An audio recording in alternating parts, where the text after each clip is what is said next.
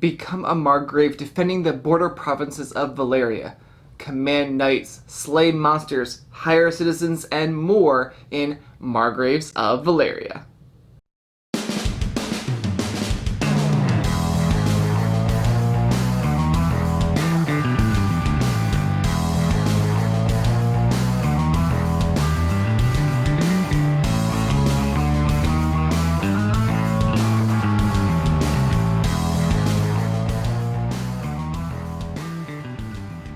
Welcome to Tantruma Studio D. I'm Kevin Delp. Margraves of Valeria is a 2 to 4 player, maybe more player count once they launch on Kickstarter. It is a worker placement deck building area movement game that is designed by Isaiah Vallejo and being published by Daily Magic Games. It'll be on Kickstarter this July. We have a prototype, as you can see from this box. So let's look at the prototype components. There's a game board, track board, player boards, cards, tiles, tokens, meeples, and more. You'll set up the track board with the citizen cards, influence markers, and knights. Place your Margraves and ships on the main board with knights in the different locations. Players receive their player board with their ward towers and 1 crystal, and starting citizen cards. Also, players will draft start cards that have different items like resources going up the influence track, money, strength, knights, and more. Here's a quick overview of Margraves of Valeria. On your turn, you play a citizen card from your hand, take an action, and then at the end of your turn, you resolve some things. And then it's the next player's turn, and players continue to take turns until the end of the game is triggered. And that will happen when someone builds their last war tower, when you can't replenish from the citizen line of cards, or if you can't replenish from one of the stacks of the prestige tiles. And then, whoever has the most points wins the game. When you play a card, you can either take the pennant action in the top left of the card, or take the citizen power at the bottom of the card. Or you could play a card face down and pay the cost to build a ward tower. Or you could play a card face down, and then you could recall all your cards. In any case, you're always playing a citizen card in order to take a desired action. When activating the pennant, you can gain gold, resources, or strength. You could move your Margrave to a new location and activate the location power, like getting strength. When deploying a knight, you can either move a knight from your location to an adjacent location, or from your board to your location. In either case, you'll activate that new location's power too. There's lots of different powers at the bottom of the cards. Everyone starts with the same merchant, alchemist, paladin, and captain. And eventually you'll be able to hire new citizen cards that are a lot more powerful. For example, you'll be able to hire a new citizen card when you recall all your cards. Let's look at a few of these citizens. The peddler helps you gain resources and money, and people can pay you a coin for a resource. The bard helps you move knights. The pilot helps you hire more citizens or gain a resource and move your Margrave. The priestess lets you gain magic or strength, slay a monster, and gives the opportunity for other players to pay money for strength. And there are so many more. When you slay a monster, you pay the strength equal to the strength of the monster.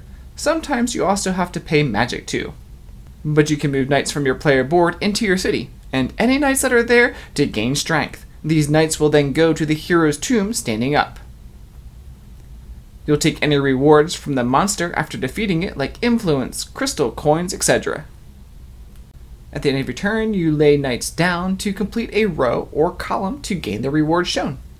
When building, you of course play a card face down, and then pay the cost, and place one of your ward towers onto an open slot on that city where your Margrave is, and take the rewards listed. You also get 3 influence as well. Whenever you gain influence in the game, you go up these tracks. Usually, it's up to you what tracks you go up. Whenever you pass one of these thresholds, you pay the cost, but you also get one of the prestige tiles that you can use on your turn later in the game. Most of these icons will make sense to you, except for maybe the flags. Flags help with endgame scoring. You're working for different colors, so if I have 3 different colors at the end of the game, it's 9 points, 3 times 3. If I have 4 different colors, that would be 16 points, 4 times 4. Also, where your tokens are on the influence track matters. You'll take the victory point shown above your token and multiply it by the number of icons you possess at the end of the game.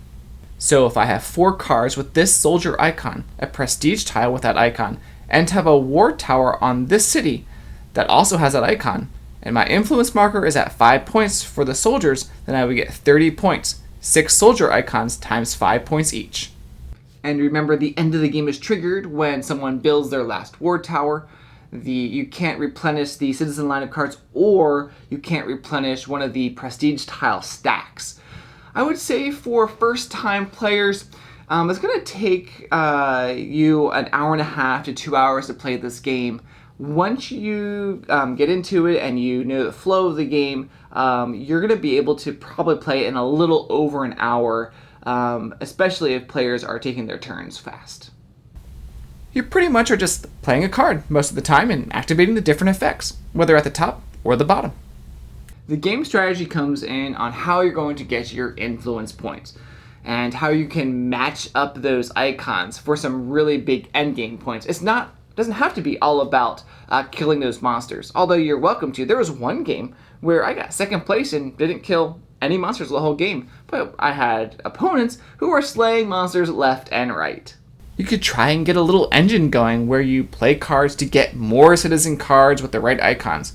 But you have to be careful because they cost money and you need money for different things like moving on the influence track.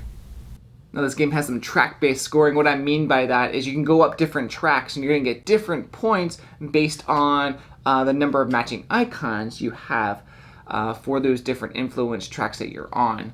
Was another game on Kickstarter, Dwellings of Eldervale, that used that same mechanic a little bit. You were going up these different influence tracks, and depending on the number of cards you had that matched those tracks, you're going to get lots of points. So this game, you really have to determine how many tracks you want to go up. Focus on 1 or 2 seems to be the best strategic choice, because if you diversify too much, you're going to be lower on those influence tracks. And then the multiplying effect won't take in as much account at the end game scoring, because if you go up high on one track on the influence track and you're getting 5 or 6 points per matching icon, you could be getting 30, 35, 40 points just from one influence track. Should I go after cards that match my highest influence, but maybe there's a really good card that will help me, but I hardly have any influence in it? Or maybe I make sure I build my war towers in the city that have the right icons for me. And one thing I didn't mention is that the number of resources are limited in the game based on player count. And you have limited number of slots on your player board for knights, resources, and your war towers. The cool thing is that when you build your towers, you open up more slots. One nice thing is that you can hold as much gold as you want. There's some player interaction in this game, not a lot. It's in how players are using the knights, getting cards, or tiles that you may have wanted to use or gain on your turn. And there's definitely replayability in this game, from the moving of the Margraves to the starting items that you're drafting at the beginning of the game, to even the cards with the different powers that are on them. Speaking of cards, the Miko did the art for Margraves. Some of the illustrations you may recognize from other Valeria games, but there is new art being commissioned, like the Captain. Well, if you already enjoy games from the Valeria line, or you like this track-based scoring that I was talking about, that it really intrigues me personally.